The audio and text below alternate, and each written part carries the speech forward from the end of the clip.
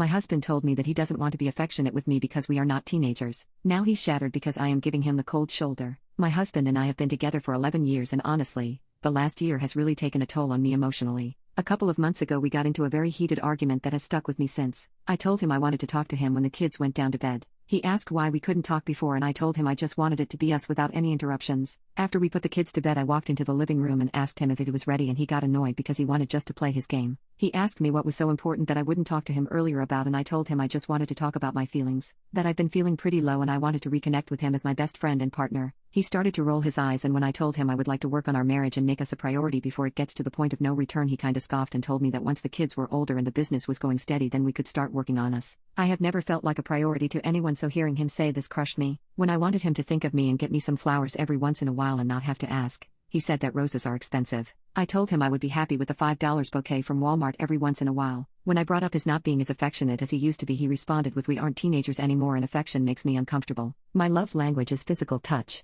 I love to be held and hugged. I even told him I would just like to sometimes be invited to watch a movie in the living room and spend me and time. There was an excuse for that as well. He said he would try more to do the things I needed from him but in all reality, he has only really tried when I get upset with him or when we fight. I told myself that I would stop in physical touch unless he initiated it but I hadn't built up the courage to do so until this week. We had yet another fight about how he acts when he gets home and the house isn't clean. When he aggressively started cleaning up and making passive-aggressive remarks even though I told him I was in the middle of cleaning. Nitpicking everything. I told him how it makes me feel and things never change, it's always the same fights over and over again. He told me that maybe things won't change but to start to worry when he doesn't get upset anymore. He pointed out some of my mistakes too but I have always tried my best to change. I used to be a messy person, but I changed that for him. But I just feel like my feelings are not valid enough for him to want to change. This week I started practically giving him the cold shoulder. He came in for a kiss, gave a small peck and continued about my day instead of wrapping myself around him. He asks about my day, my response is good, just tired or it was okay, not much depth. If I ask about his day I just respond with well that's good. If we sit on the couch I'm on the opposite end.